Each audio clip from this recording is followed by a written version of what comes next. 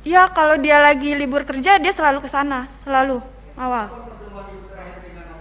Saya hari Kamis, dia izin hari Kamis minggu kemarin. Biasanya hanya 2-3 hari dia berangkat, tapi ini udah lebih nggak pulang. Saya juga dapat informasi itu pas siang hari. Tapi masih simpang siur itu, saya masih belum percaya kalau itu adik saya. Jadi saya masih pas siang hari masih nunggu informasi yang jelas. Sudah.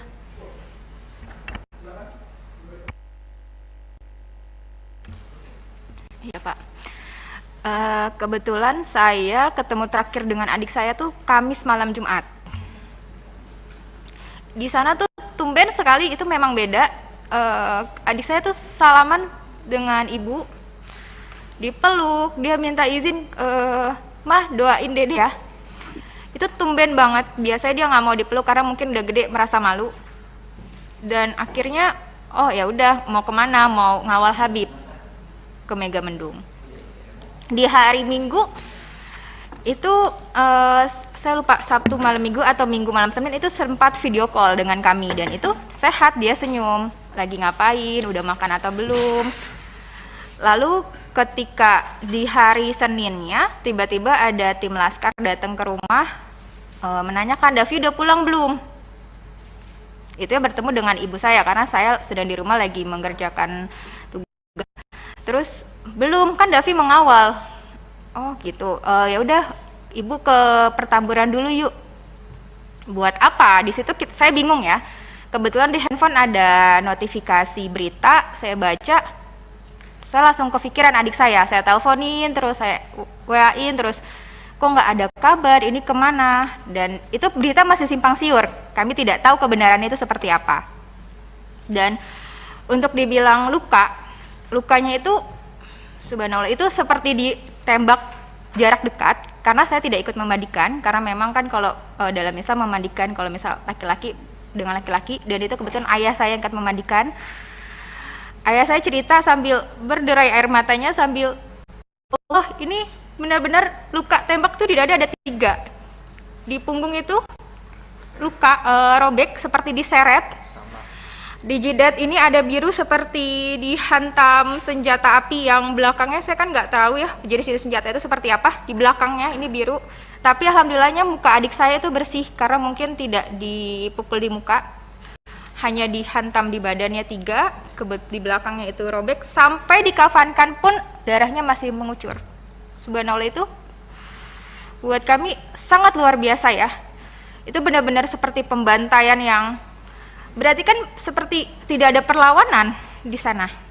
Jadi seperti yang diberitakan itu kan bohong. Itu yang membuat kami, ya Allah, ini saya udah nggak bisa berkata-kata lagi. Itu aja Bu? Ya. Selanjutnya keluarga Lutfil, silakan Pak. Ya Pak. Jadi pertama-tama lagi hari Kamis, anak saya mau berangkat pamit, itu Kamis sore. Bi minta ridhonya Bi, saya mengawal Habib. Sama uminya begitu juga. Insya Allah saya ridhoin, yang penting jalan yang benar. Anak saya juga nggak pernah membawa senjata apapun, pisau aja nggak pernah, apalagi pistol Pak. Habis itu berangkat. Lalu hari Minggu siang jam 14.00 saya chattingan, jawabannya alhamdulillah saya sehat, saya belum bisa pulang Bi, kurang tahu kapan pulangnya. Habis itu saya nggak berhubungan lagi Pak. Tahu-tahu hari Senin kira-kira jam 3 sore itu ada kabar dari tetangga ke rumah bahwa di berita media sosial maupun TV Pak, itu anak saya termasuk yang diculik Pak. Karena apa diculik? Karena saya melihat sendiri pas dimandikan, menyaksikan itu kayak disiksa di punggung sini nih kayak geseng, Pak. Terus mohon maaf, kemaluannya itu bekas diinjak dan pipisnya bengkak biru dan tangannya sini terkelupas. Dan juga tembakannya itu dari jarak dekat 4 lubang sini, Pak. Nembus ke belakang semua, Pak. Nauzubillah summa nauzubillah.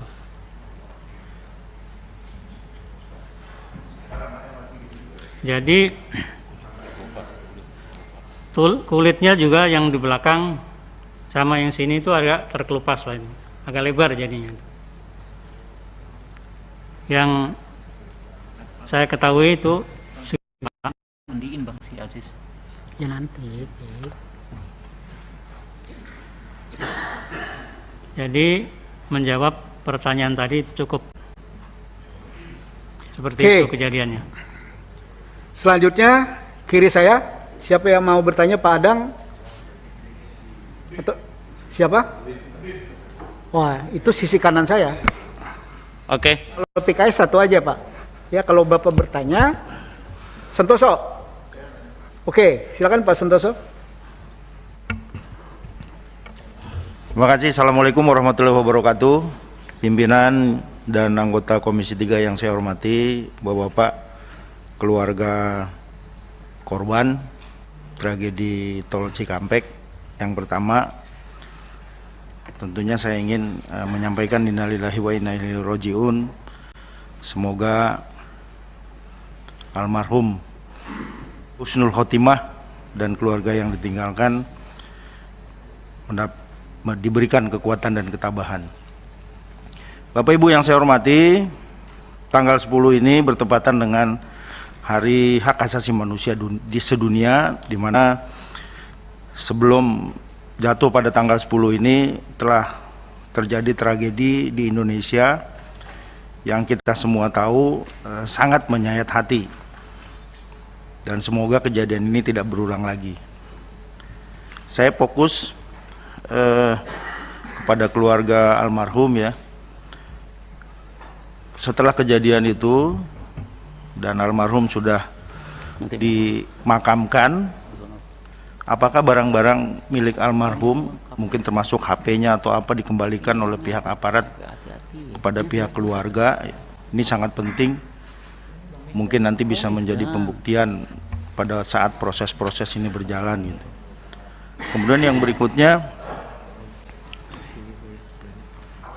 saya ingin menanyakan juga, apakah pihak keluarga atas kejadian ini merasa terancam gitu, atau ada yang mengancam gitu? Karena menurut saya penting juga gitu, karena jangan sampai keluarga Bapak Ibu sudah menjadi korban, tapi Ibu juga terancam, terintimidasi atas musibah ini, sehingga Bapak Ibu tidak bisa menceritakan, tidak bisa menjelaskan apa-apa yang menjadi korban ya dari pihak keluarga Ibu. Saya kira itu pimpinan dari saya, terima kasih. Pertanyaan Saudara Santoso. Yang pertama, apakah ada barang almarhum baik Reza, Andi, Lufi, ya, Kadafi itu pada saat jenazah diserahkan, itu ada yang diserahkan HP atau yang lain? Itu pertanyaannya. Yang kedua, ya, apakah ada ancaman-ancaman terhadap keluarga korban, ya, agar tidak bersaksi atau tidak ini, tidak menuntut dan macam-macam? Ada nggak itu? Itu kan, Sok? Oke, silakan mulai orang tua Pak Lufil, almarhum Lufil. Ya, terima kasih. Sampaikan bahwasanya barang-barangnya itu KTP pun nggak ada. KTP pun nggak ada, apalagi HP atau tasnya. Biasa itu anak saya bawa tas yang kecil itu buat HP dan lain-lainnya. Jadi KTP pun enggak, atau pakaian juga enggak.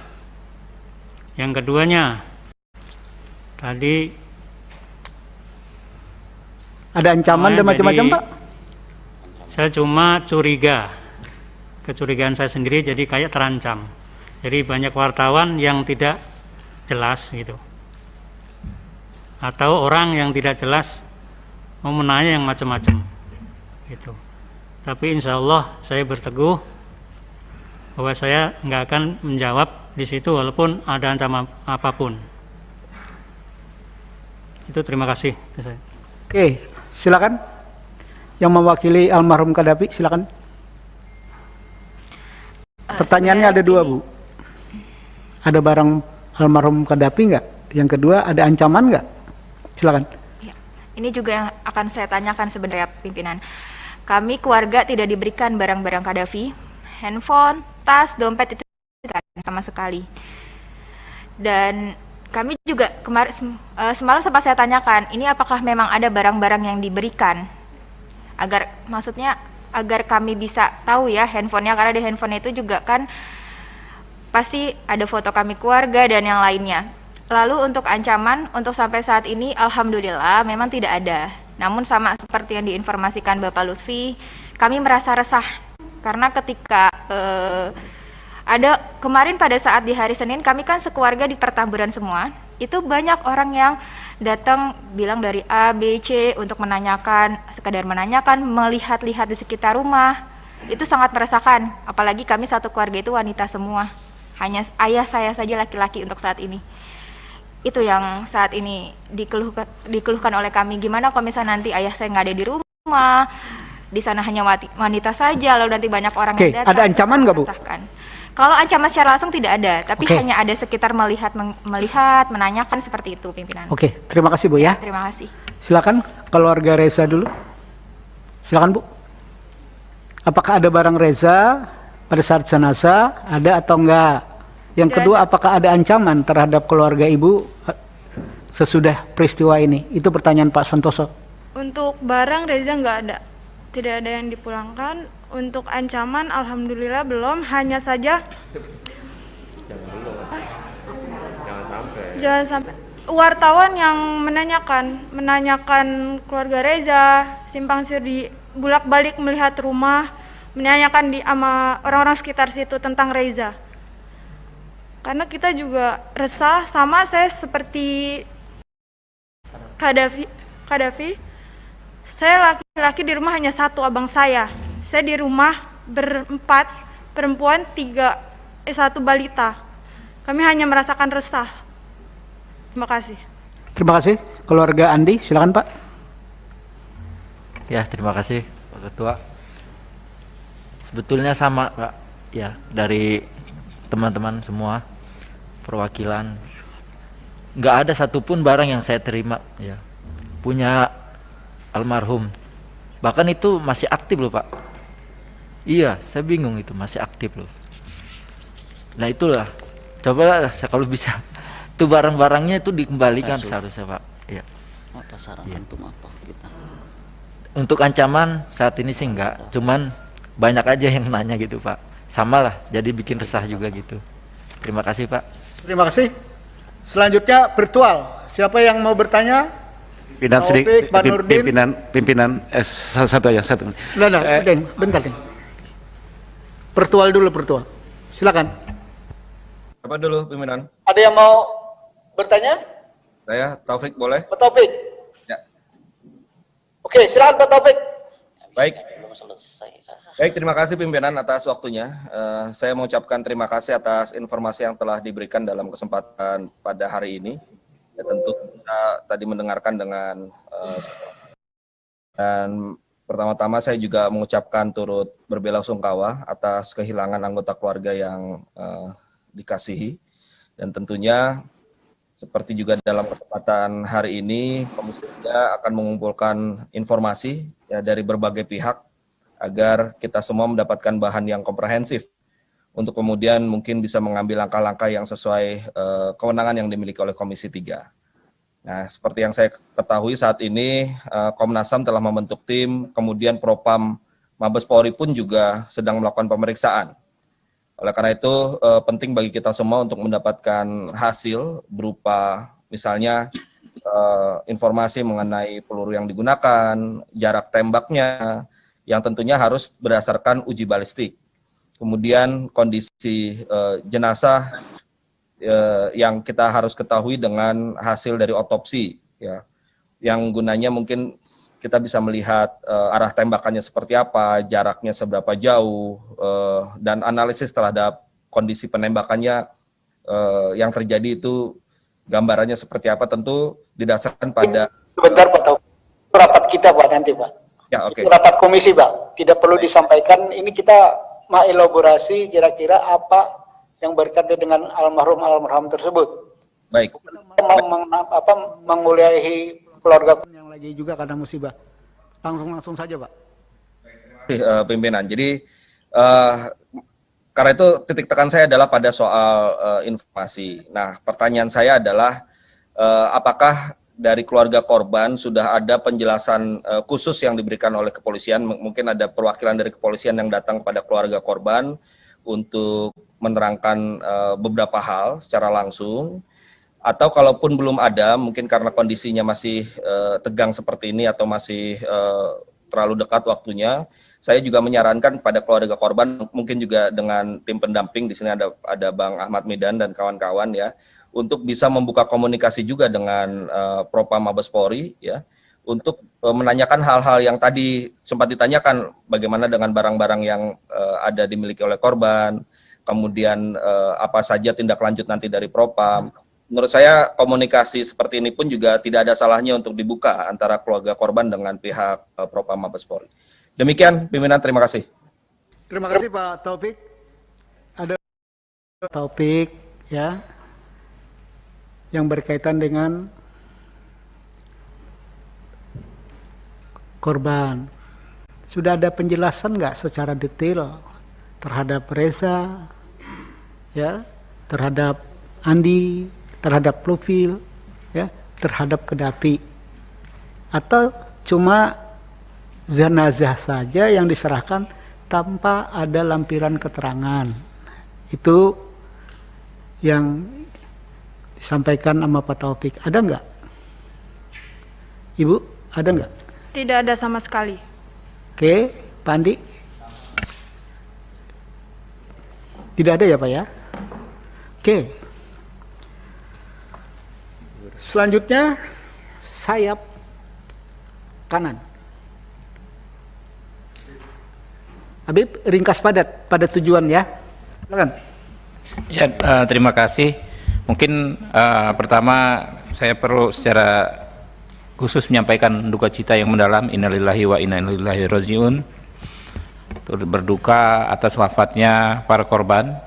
Kami di sini nanti berupaya semaksimal mungkin menampung informasi apapun dari keluarga supaya kasus ini bisa hukum bisa benar-benar ditegakkan. Yang kedua, saya mungkin membaca di media bahwa saudara pengacara ini, kuasa hukum, melihat kondisi langsung dan ikut memandikan jenazah. Mungkin bisa diceritakan ke sini. Terima kasih.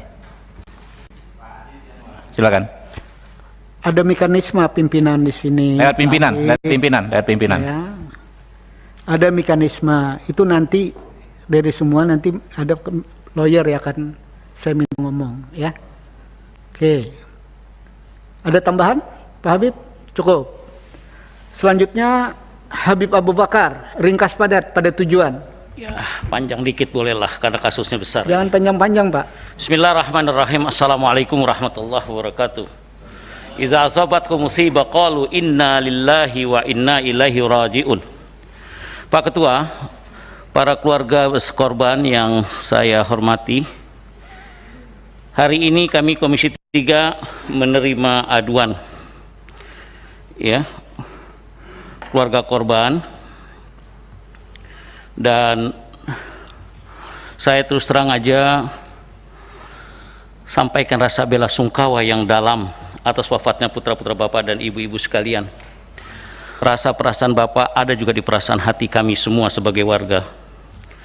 Terus terang sampai saat ini Ketua, rasanya seharusnya tidak perlu terjadi peristiwa seperti ini Ketua ya. Apa memang harus berujung dengan hilangnya nyawa 6 orang? Tentunya ini harga yang sangat mahal. Padahal selama ini Kapolri selalu menyampaikan bahwa Polri menganut asas halus populi suprema leg esto. Maaf Pak Habib, ini keluarga korban nggak usah dijelaskan ini. Ya sudah, Kita saya sampaikan prihatin. aja Ketua, Itu nanti atau pada keselamatan rakyat adalah hukum tertinggi. Saya juga menyampaikan terima kasih pada bapak-bapak dan ibu-ibu sekalian atas kehadirannya di Komisi 3 ini. Kehadiran bapak-bapak dan ibu-ibu sekalian ini menunjukkan ya 3 hal. Pertama, di tengah kesedihan yang sangat mendalam, bapak-bapak, ibu-ibu sekalian tidak gelap mata, tidak main hakim sendiri. Kedua, bapak-bapak dan ibu juga menghormati dan mengenakan jalur yuridis yang ada. Ya, salah satunya mengadu ke Komisi 3 ini. Dan itu konstitusional, diatur dalam undang-undang. Ketiga, ini menunjukkan kepercayaan bapak-bapak dan ibu-ibu kepada kami di Komisi 3. Ketika masyarakat masih mendatangi kami untuk mengadukan masalahnya, ini berarti kami merasa Komisi 3 masih dipercaya oleh rakyat. Karenanya kami tidak akan menyia-nyiakan kepercayaan ini, Ketua. Insya Allah apa yang disampaikan nanti akan diteruskan sesuai dengan mekanisme dan prosedur yang berlaku. Jika kemarin menguat banyak sekali tuntutan dari ormas, tokoh masyarakat, anggota DPR dan lain yang sebagainya yang meminta dibuat tim gabungan pencari fakta, nanti kami coba musyawarahkan dengan para anggota bagaimana mekanisme dan bagaimana aturannya. Oleh karena itu pada keluarga saya mohon sabar ya untuk kami berkoordinasi dan bekerja, dan Komisi 3 membidangi hukum HAM ini dan keamanan insya Allah akan bekerja secara maksimal. Selanjutnya pertanyaan saya dengar juga seperti yang Habib tadi menceritakan, pengacara Yanuar Aziz Yanuar ya. Oke, Pak Habib, substansi aja Pak. Langsung saja, tolong ceritakannya dengan detail setelah kalian memandikan, yang kelihatan benar tuh apa dan apa, jelaskan apa adanya dan kira-kira kesimpulan Anda tuh bagaimana. Terus selanjutnya kepada keluarga setelah kejadian, apa yang didengar dari pihak Polri kepada keluarga masing-masing. Wallahu a'lam bishawab. Terima kasih Ketua. Assalamualaikum warahmatullahi wabarakatuh. Oke, pertanyaan Habib mirip dengan pertanyaan Pak Santoso. Ya. Nanti lawyer akan menjelaskan semua. Di akhir ya Pak ya. Oke. Golkar.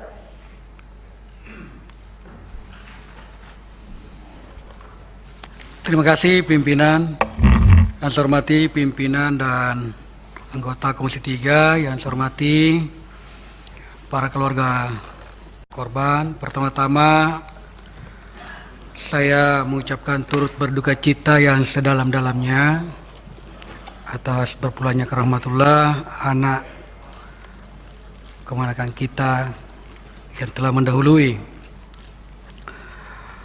Yang kedua, saya juga mengucapkan terima kasih atas kepercayaan yang diberikan oleh para keluarga korban kepada Komisi 3 untuk mencari sebuah keadilan di sini melalui beberapa langkah-langkah yang akan dilakukan sesuai dengan tupoksi yang ada di Komisi 3.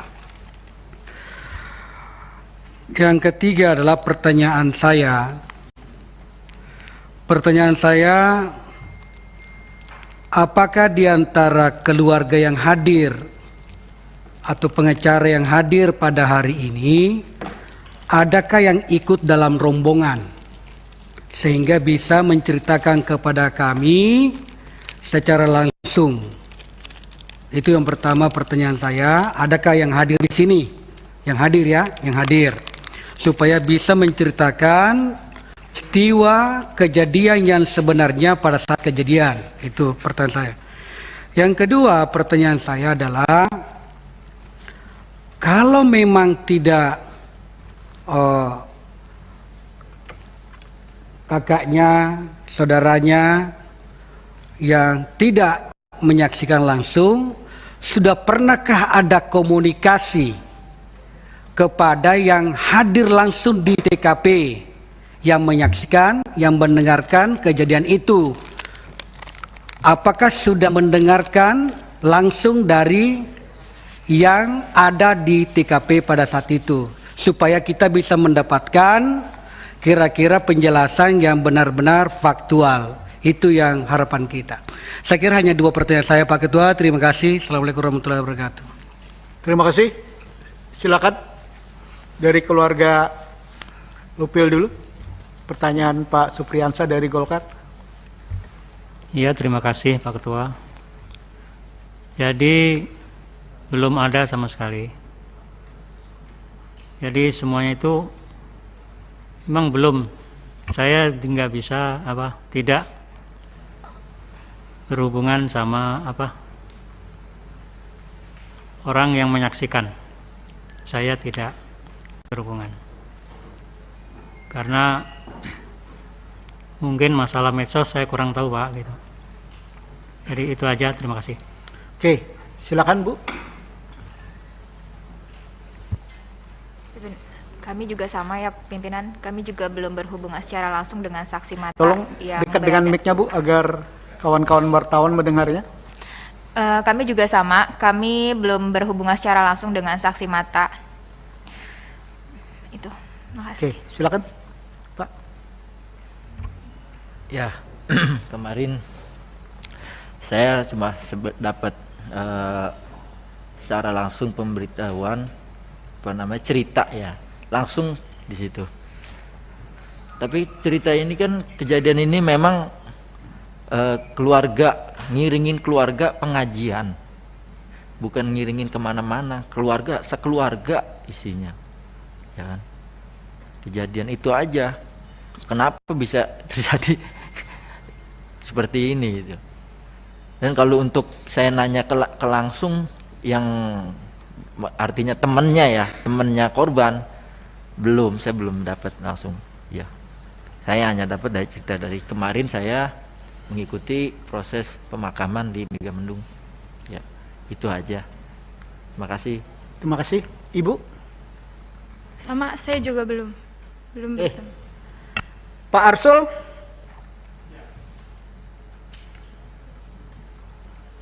Terima kasih pimpinan atas kesempatan yang diberikan.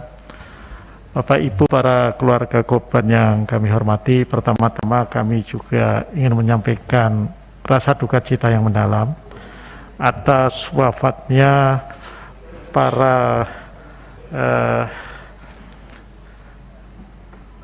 laskar atau pengawal di FPI ini.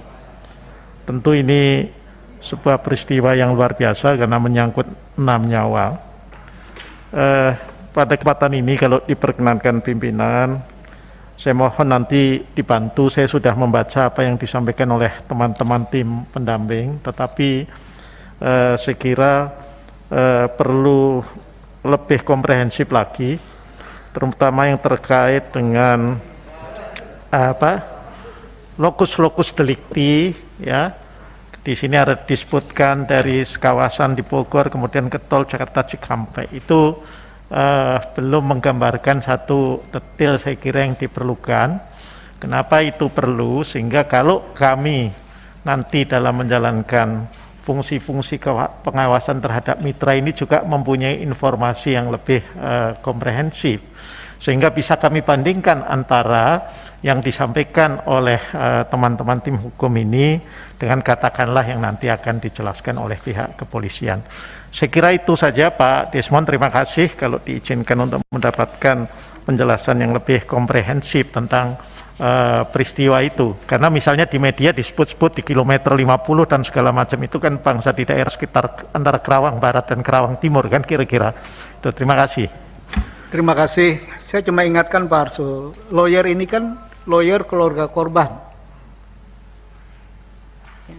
Lawyer keluarga korban. Jadi pertanyaan Pak Arsul itu kita harus bertanya kepada juru bicara EPE, ya, Pak Munarman, ya, itu lebih tepat, ya, bicara kronologisnya, ya. Jadi nanti mungkin ya lawyer ngomong apapun nih boleh nanti ya terakhir ya ada 3 pertanyaan dari 2 Habib, ya, 1 Pak Arsul yang nanti dijawab ringan Pak. Selanjutnya Atria Dahlan, silakan Pak Darya. Terima kasih Ketua. pimpinan Komisi 3 yang saya hormati, anggota Komisi 3 yang saya hormati, para keluarga korban, keluarga kami yang saya hormati, yang saya banggakan. Pertama-tama, selamat datang di gedung DPR ini, rumahnya rakyat, rumah semuanya termasuk juga rumahnya FPI. Terima kasih sudah percaya sama kami, sama DPR. Tadi juga sudah memberikan info, begitu lugas, sepertinya kita ini memang tidak bersekat. Saya yakin informasi yang tadi merupakan bagian dari pengayaan Komisi 3 untuk melihat fakta ini sehingga bisa lebih jernih lagi. Kami semua tentunya sepakat, fraksi PDI Perjuangan juga sepakat untuk mencari titik terang sehingga tidak ada polemik terkait dengan fakta yang sesungguhnya. Bahkan kita juga melepaskan kesempatan kepada semua pihak, ada Komnas HAM, ada Mabes Polri, ada Propam, ya, siapapun yang ingin mencari kejelasan perkara ini, kita lindungi dan kita nyatakan itu sebagai suatu proses yang sangat konstitusional.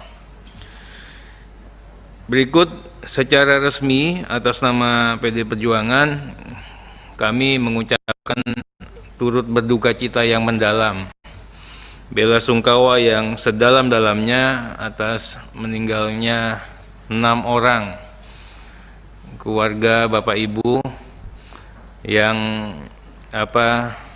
gugur dalam peristiwa yang kita bicarakan pada hari ini.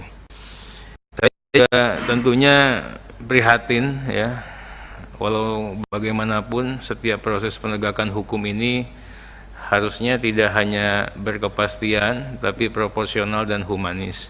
Tentunya kami juga ingin melihat bagaimana motif, latar belakang, hal-hal yang mendasari, ya, sampai terjadinya peristiwa ini. Kalau kita melihat di hilirnya saja kejadiannya seperti ini. Pak Tirya, mereka ini keluarga korban. Iya, ini saya baru mau nanya. Ya, jadi Ya, silakan. belum dimulai Pak Ketua. Nah, kalau kita mungkin lihat hulunya, semua pihak akan sama-sama juga bisa memberikan gambaran. Tadi dikatakan di sini keluarganya Bapak Ibu ini kan pengawal khusus, ya. Saya ingin nanyakan, apakah pengawal khusus ini memang betul-betul terlembaga di institusi FPI atau memang gerakan-gerakan spontan? Karena tadi kan adanya saya datang setiap hari Kamis, Jumat, Sabtu misalnya. Nah, jadi kan itu kan tidak terlembaga. Kalau namanya pengawalan itu kan memang setiap hari-harinya memang ada di situ. Kemudian kalau boleh tahu seperti apa ruang lingkup kegiatan, kewenangan, kemana-mana Muhammad Rizik Syihab itu pakai pengawalan dan dikawal oleh keluarganya Bapak Ibu dan selalu ikut. Ada berapa jumlah satuan pengawalan yang seperti ini? Kemudian juga tadi memang diaturannya kan tidak dipersenjatai. Makanya saya juga ingin itu memang kalau logika akal sehatnya kok masa punya senjata, ya, nggak mungkin, ya. Tapi kita ingin sampaikan nanti, boleh nggak nanti dicari teman-teman yang betul-betul meyakinkan, yang teryakinkan kita semua memang hadir pada saat itu, memang keluarganya Bapak Ibu itu memang tidak dipersenjatai. Nanti Pak Pengacara mohon, ini saya membantu sebenarnya, membantu teman-teman juga untuk bisa. Kemudian katanya Pak Muhammad Rizik Syihab ini dikuntit, diikuti dan diintai, Pak Pengacara, ya. Nanti itu waktu dilakukan perbuatan seperti itu, apa sudah ada laporan ke kepolisian bahwa kita ini merasa nggak nyaman ini dilakukan pemantauan seperti itu? Sudah dilaporkan ke polisi atau ke siapa? Saya itu tidak mau mendebat fakta. Yang satu bilang bawa senjata, yang satu bilang tidak bawa senjata di hadapan Bapak Ibu. Karena pertama-tama Bapak Ibu ini kan korban. Empati kami kepada Bapak Ibu sudah pasti kami berikan. Tapi atas nama objektivitas, tentunya kami juga mohon nanti Bapak Ibu bisa menghadirkan teman-teman yang turut terlibat di situ, yang bisa memberikan keyakinan bahwa memang ini memang nggak ada yang bawa senjata, itu loh. Sehingga nanti kita bisa lebih gampang lagi untuk untuk memastikan dan memperjuangkan fakta hukum ini di hadapan, ya, salah satunya mungkin mitra kami yang dari kepolisian. Kami tentunya membantu dan memberikan atensi yang sebesar-besarnya. Bahkan tadi kalau dikatakan meminta keadilan, pastinya kita bantu, Pak. Ya, pastinya kita bantu. Kemudian juga kalau dikatakan mengawal proses hukumnya, ya, terhitung dengan kejadian ini, Mas, kita kan juga libat, walaupun kita tidak hadir ya. PD Perjuangan tuh memantau, semuanya keadilan itu kita pantau betul, Pak. Sampai kita titipkan, Pak Pengacara, mudah-mudahan juga bisa disampaikan ya nanti ya. Bagaimana jangan sampai rakyat ragu atas proses penegakan hukum pasca terjadian tragedi ini. Jadi Polri tolong sungguh-sungguh. Jadi seperti itu Pak Desmond, terima kasih. Nanti ini tidak bisa dijawab oleh keluarga korban. Nanti tolong dari sisi lawyer, tapi juga kan agak-agak repot juga gitu loh. Ya, pada prinsip dasar Komisi 3, apa yang disampaikan Pak Atria Dahlan itu ingin mencari kebenaran dari dua pihak yang sampai hari ini kami ini berusaha untuk di tengah-tengah. Ya, keterangan dari EPI begini, keterangan dari pihak kepolisian begini. Sekarang kita mendengar keluarga korban. Maka tentunya ya, rapat kita hari ini adalah kita mendengar kapasitas keluarga korban. Mungkin ada hal-hal yang diketahui seperti yang dipaparkan Pak Atria Dahlan. Itu yang sangat kami perlukan. Hal-hal dalam rangka ya, Bapak minta bantuan, kami juga minta bantuan agar fakta yang sebenarnya itu yang mana, ya, agar Komisi 3 jelas arah tujuannya. Ini ada ketidakadilan, tapi ada informasi yang hari ini simpang siur. Untuk proses ini Komisi 3 adalah memutirin satu-satu ya, informasi itu mana sebenarnya fakta sebenarnya, ya, walaupun secara vulgar kalau kita bicara tentang extraordinary seperti yang dipaparkan tadi ada benarnya, tapi harus ada pembuktian mendukung lain di luar pengadilan, benar, tapi ada hal-hal yang harus kita, kenapa? Karena kita menjaga semuanya. Oke, Pak Adang ada yang disampaikan? Pak Os, tapi lebih pada keluarga korban, ya, ada. Silakan Pak. Terima kasih. Assalamualaikum warahmatullahi wabarakatuh. Kami juga turut berduka cita dan mendoakan agar almarhum ini benar-benar menjadi syuhada. Saya ingin menanyakan terkait dengan keluarga korban dan sepengetahuan dari kakaknya atau pamannya ini. Ya, lebih mirip mungkin dengan pertanyaan Pak Atria tadi. Apakah ada misalnya memang ada semangat sedemikian rupa ingin mohon izin karena saya akan habis-habisan bertarung atau seperti itu. Juga pertanyaan saya adalah apakah ada pernah mengetahui gitu, berapa lama mereka menjadi pengawal dari Imam Besar Habib Rizik Syihab, berapa lama mereka, apakah mereka dilatih khusus untuk itu atau bagaimana? Ini perlu kejelasan kami sehingga clear kalau ada sebutan ini itu, meskipun di dalam Undang-Undang Dasar 1945 udah lewat Pak, jangan dijelaskan. Kita sudah tahu semua bahwa itu adalah hak untuk mendapatkan perlindungan, itu memungkinkan. Oke, cukup ya, Pak Os. Cukup begitu. Ada dua pertanyaan. Pertarung habisan-habisan itu maksudnya apa? Bingung nih kalau udah korban. Ya begini, biasanya ada semangat seperti itu. Bertarung sama siapa? Ya. Bertarung sama siapa? Ya barangkali karena keinginan untuk pembelaan. Karena ada gambaran bahwa Habib Rizik Syihab itu mendapat ancaman yang luar biasa. Karena itu, apakah memang hal itu sudah menjadi program tertentu gitu untuk habis-habisan di dalam hal ini? Saya ingin mengetahui. Oke, bahasa yang paling Mungkin paling ada sederhana bahasa lah. lebih Jangan tepat, jangan Pak Komisi Ketua, 3 silakan. bahasanya itu sudah tidak netral. Ya Pak Aus ya. Ya ini bukan komisi lucu-lucuan sama komisi lain. Ya. Bahasanya itu jangan bicara mengungkit yang sesuatu yang belum jelas. Saya tegur ini sebagai pimpinan. Ya, mau bentrok kapan bentroknya? Ya. Yang harus didengar apa yang dijelaskan oleh keluarga korban. Itu ada persiapan perang nggak ada kan Bu? Ya lo nggak ada kok ada pertanyaan ini. Gitu. Yang cocok pertanyaannya, ya ada nggak ya pelatihan khusus untuk melakukan pengawal? Nah itu agak relevan. Silakan, ada nggak pelatihan khusus itu? Yang Ibu ketahuin, kalau nggak tahu nggak usah dijawab Ibu-ibu. Ya, permisi Bapak Ketua, terima Silakan. kasih. Saya hanya klarifikasi ya, karena begini.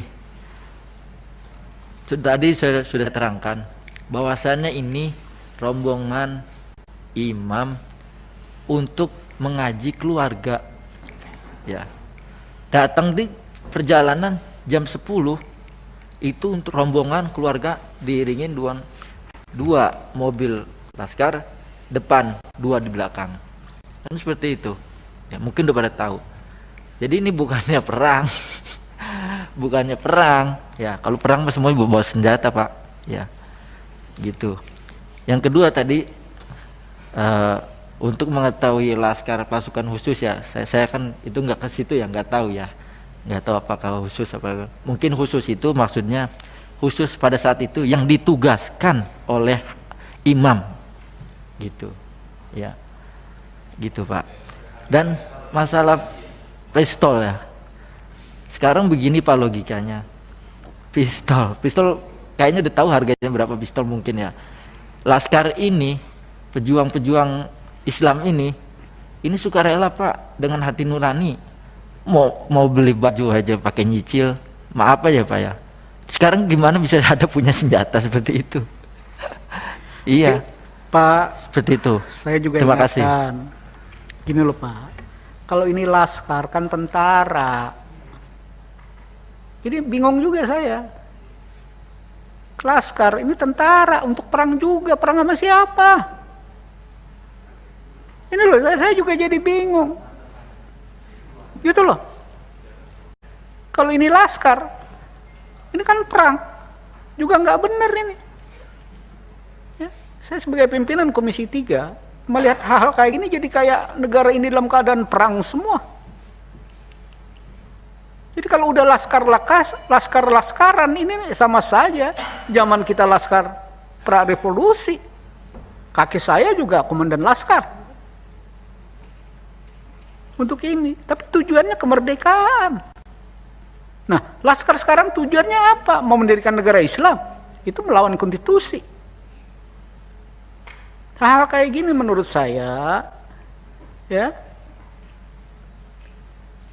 harus hati-hati, ya. Jangan sampai Indonesia yang sudah damai di tengah problemnya yang sangat banyak, kok berantuk sama kita. Memang kita mau bubarkan negara ini? Kan tidak. Yang saya pahami, Habib tidak mau bubarkan agama kan, gitu loh.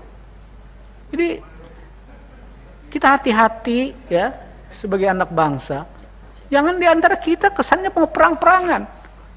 Ya kalau perang-perangan, ya kita-kita juga yang jadi lucu. Agak keluar konteks saya karena ini bicara tentang berbangsa. Masa kita rusak yang udah kita bangun karena kepentingan-kepentingan politik, kan lucu, Pak. Sudah saatnya kita cooling down untuk menghadapi persoalan COVID yang kapan selesainya tidak jelas. Bangsa ini untuk bertahan aja udah bagus gitu loh. Oke, ada yang mau disampaikan yang berkaitan dengan pertanyaan ini? Ketua, izin Ketua. Silakan. Dimyati Ketua. Saya turut berduka cita kepada Ibu Bapak sekalian yang kepada keluarga almarhum syuhada. Saya hanya menanyakan, ini kan ada aspirasi. Ada nggak dokumen tambahan? Mungkin teman-teman udah ada yang nanyakan mungkin ya. Ada nggak dokumen tambahan foto atau video terkait jenazah itu? Demikian, makasih Ketua. Terima kasih Pak Demiati. Yang mana mungkin mereka keluarga korban yang tidak terlibat apa-apa, mereka ini menyampaikan tentang problem keluarga mereka, keluh kesah mereka, minta keadilan atas peristiwa ini yang saya tangkap. Betul nggak Bapak Ibu-Ibu? Gitu loh. Dokumen apa? Mereka ini bukan lawyer, bukan bagian dari Katanya mandi. yang dibilang tadi. Anak-anak mereka, saudara mereka adalah dapat giliran tugas untuk mengawal Habib dalam proses pengajian. Kan Bapak begitu bilangnya. Ketua, izin Ketua. Kan memandikan tadi tahu lah lukanya. Oh itu nanti lawyer Pak. Ada fotonya nggak itu? Makasih Ketua. Itu lawyer Pak. Nanti kita kasih ruang. Karena salah satu lawyer ada memandikan, ceritakan itu aja nanti Pak ya. Oke. Ada Romo yang berkaitan yang ditanya keluarga korban? Ada yang lain? Kalau tidak ada, terakhir pimpinan. Terima kasih pimpinan.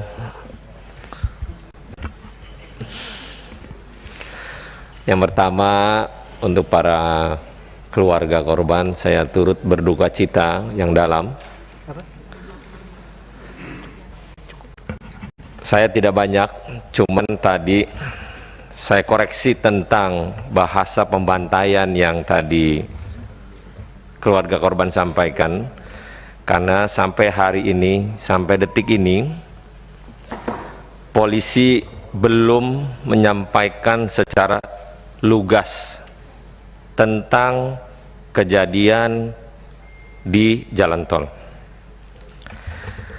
Bapak Ibu perlu bersedih benar bila mana pun terjadi dengan keluarga saya demikian.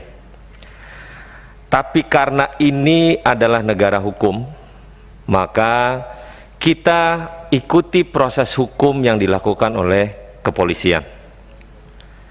Bapak datang ke Komisi 3 memberikan aspirasi luar biasa, kami bangga. Tapi kami belum bisa memberikan keputusan apapun. Tapi kita akan memberikan keputusan setelah polisi memberikan lembaran transparansi apa yang telah dilakukan pada malam penembakan tersebut. Pertanyaan saya, Bapak Ibu, keluarga korban, yang saya dengar ada 10 orang pendamping Muhammad Rizik Syihab yang katanya yang 4 orang kabur,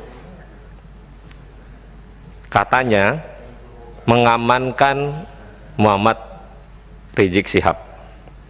Pertanyaan saya, mungkin ini bisa dijawab oleh keluarga korban atau dari lawyer, kemanakah Rizik Syihab berada? Itu pertama. Yang kedua, 4 orang yang kabur tersebut, apakah Bapak Ibu kenal? Dan pernah gak komunikasi dengan keluarga atau memang Bapak Ibu kenal juga? Kita nggak mau negara ini porak-poranda pecah belah atas informasi yang belum tepat untuk disampaikan. Kita memahami kesedihan, kepedihan yang Bapak Ibu berikan, tapi minimal kita dalam konteks Komisi 3 adalah menerima keluhan Bapak Ibu untuk mencari keadilan.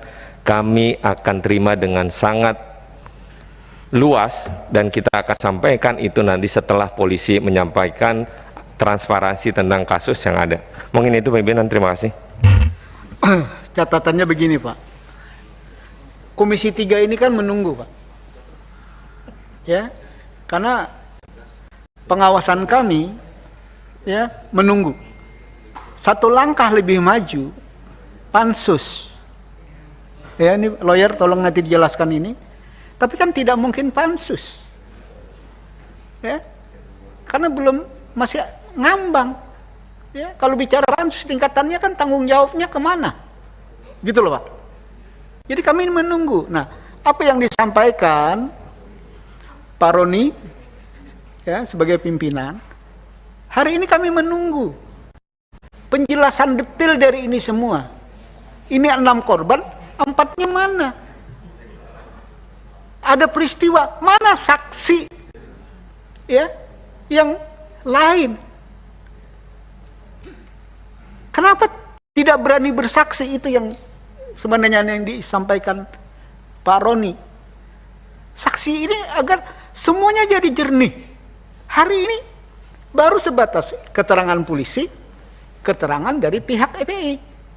Agak susah bagi Komisi 3. Ya, hari ini Komisi 3 belum bersikap apa-apa. Karena masih menunggu. Kenapa menunggu? Karena belum. Maka ada Komnas HAM, ya, ada Amnesty International. Apakah nanti pemerintah akan melakukan tim independen seperti biasanya? Jadi kami belum rapat menentukan langkah-langkah, karena kami mengharapkan FPI datang ke Komisi 3, kita akan dengarkan. Ya, sebelum tentunya kami panggil pihak kepolisian. Kalau FPI tidak memberi bisa penjelasan ke Komisi 3 apakah rapat terbuka atau tertutup, tidak mungkin kami mengundang mitra.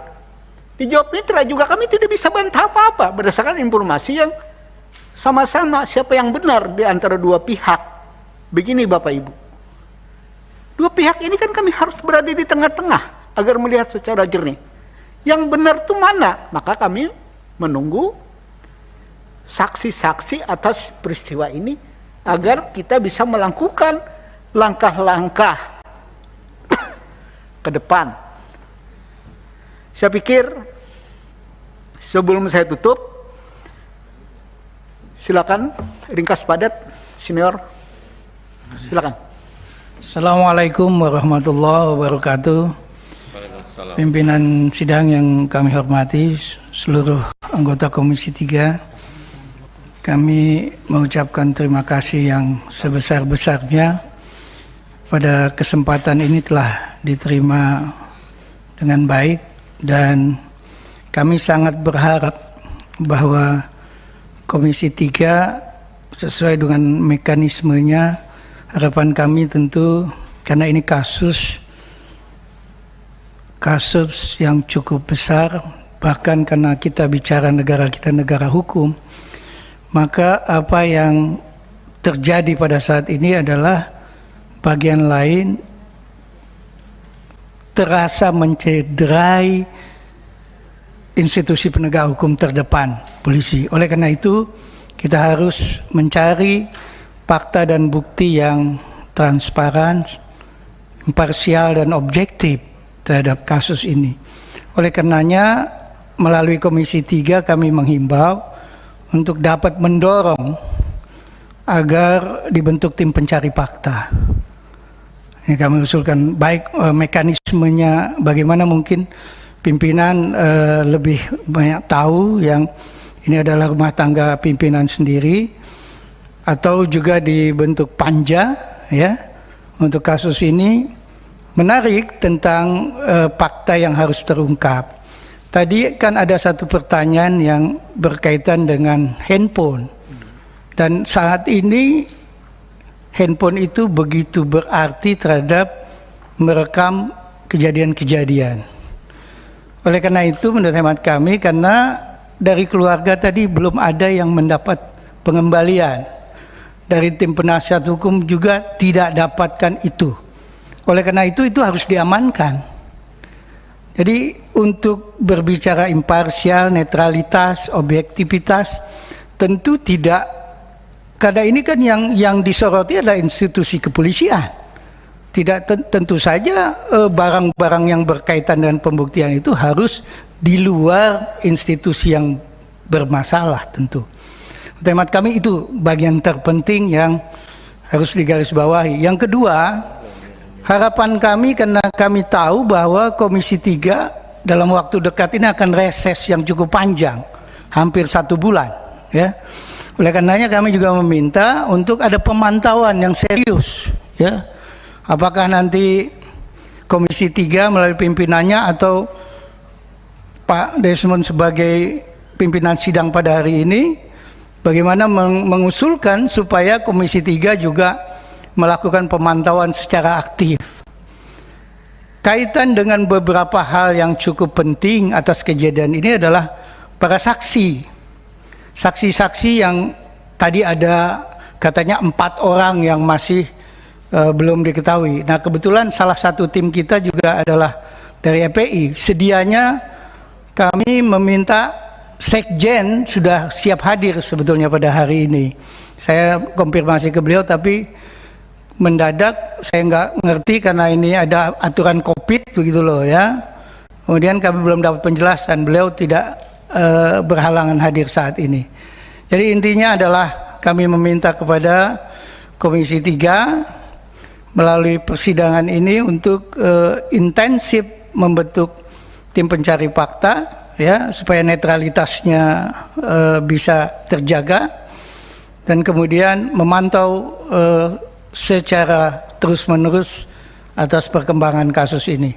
Selanjutnya mungkin yang agak detail tadi ada beberapa hal yang juga ditanyakan para anggota Komisi 3. Mungkin Pak Aziz ini kebetulan juga di dalam struktur FPI beliau juga masuk ya, wakil sekretaris, barangkali bisa dimintai sesuai dengan apa yang beliau miliki. Demikian dilanjutkan oleh Pak Baris. Wabillahi taufiq wal hidayah. Assalamualaikum warahmatullahi wabarakatuh. Oke, Pak Aris, ringkas padat Pak, bicara tentang Anda katanya ikut memandikan mayat itu aja ya. Karena tadi juga Pak Ahmad Mijan bilang bahwa berharap Komisi 3 reses pun masih terima pengaduan kan? Itu sudah kita rencanakan Pak ya. Jadi untuk EPI mengadu dengan catatan detail termasuk bahwa saksi-saksi ya atas peristiwa ini kalau benar ada 4 orang atau lebih daripada itu, kita akan selalu buka. Nanti kita akan rapatkan ya, apakah panja, apakah tim saja selama reses, bahwa Komisi 3 reses, minta izin pimpinan DPR untuk kita boleh terima pengaduan. Silakan. Terima kasih pimpinan. Mohon izin saya sedikit tanggapi satu-satu tapi singkat saja. Ya, ringkas yang saja. pertama, lokusnya itu dari Perumahan The Nature Mutiara Sentul ke arah Kerawang. Tadi dari Bapak anggota Dewan ada pertanyaan demikian. Kemudian selanjutnya memang sejak 2 hari itu di lokasi sudah ada yang mengikuti dan memantau kondisi di Perumahan The Nature Mutiara itu, ada mencurigakan. Kemudian selanjutnya mengenai dokumentasi, kita alhamdulillah menyimpan lengkap video, foto dengan akurasi yang sangat baik. Insya Allah jika memang terbuka untuk kita publish dan kita cross check, untuk membuka tabir ini kita siap.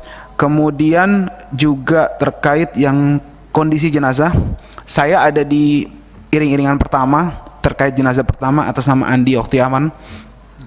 Saya juga melihat bagaimana itu diproses.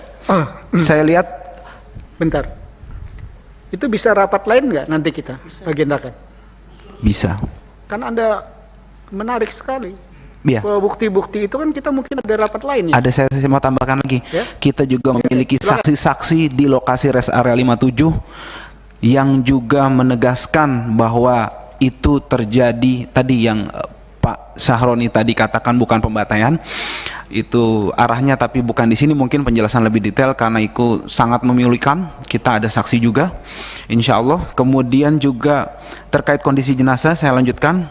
Saya melihat sendiri mata sebelah kiri ini seperti ada bekas peluru tembus ke belakang.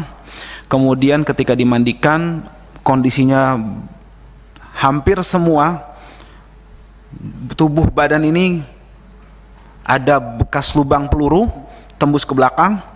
Ada satu juga di kepala belakang telinga tembus ke sini, artinya dia dari samping. Kemudian ada yang bekas luka bakar semacam disiksa di belakang. Kemudian ada juga yang terkelupas seperti terseret atau dikelupas gitu kulitnya. yang jelas sangat memilukan fisiknya ya seperti itu. Tapi nanti dokumentasinya sudah kita siapkan. Kemudian satu, mohon pimpinan perlu diketahui bahwa keluarga awalnya tidak pernah mengizinkan otopsi, dan kita memiliki surat pernyataan itu jelas dan juga tidak mengizinkan dimandikan. Akan tetapi ala kulli hal pihak kepolisian melakukan itu sepihak. Kemudian yang terakhir terkait iring-iringan, saya sedikit koreksi bahwa penjelasan bahwa ada yang kabur terkait dengan kondisi-kondisi itu menurut kami itu sangat tidak logis, dan saksi yang beriring-iringan menegaskan bahwa satu mobil itu saja yang ya itu nanti foto-foto bukti-bukti video itu mendukungnya, Mas. Ya. Tadi itu untuk jenazah. Artinya saya meluruskan bahwa menurut informasi hanya 6 orang ini memang yang syahid, dan memang 6 orang dalam satu mobil. Artinya tidak, kalau misalnya ada informasi dalam satu mobil ada 10 orang itu tidak benar seperti itu. Itu singkat saja. Terima kasih Pak Pimpinan atas waktunya. Assalamualaikum warahmatullahi wabarakatuh. Oke, tanpa terasa luar biasa juga kita. Sebelum saya tutup, ada catatan yang ingin saya sampaikan. Pertemuan hari ini sebenarnya lah agenda mendengarkan keluarga korban, ya. Tapi ada tambahan dari lawyer yang juga anggota EPI yang sangat menarik, ya. Karena apa yang disampaikan itu bukti-bukti yang melengkapi semua peristiwa-peristiwa dari dua sumber informasi yang berbeda. Mana pihak kepolisian, mana pihak EPE, ya. Ini kan bagi kami harus memposisikan diri di mana. Tapi ke depan kami akan berharap sekali, ya, bisa kita agendakan pertemuan untuk lebih detail agar kami bisa mengambil posisi yang benar. Kalau ini kita mau apaan gitu loh, ya, mau ngapain jadi bingung sebenarnya. Nah inilah posisi Komisi 3. Reses tidak menghalangi pengaduan, begitu Pak. Ya, itu disepakatin, ya, tinggal kita pelinukan nanti. Ya. Untuk itu saya pikir rapat hari ini banyak hal kita dapatkan dari keluarga korban, dari lawyer, ya. Tentunya catatan bagi kita Komisi 3 banyak catatan-catatan sebagai pembanding untuk di rapat-rapat Komisi 3 yang akan datang. Cukup sampai sekian pertemuan kita hari ini. Wassalamualaikum warahmatullahi wabarakatuh.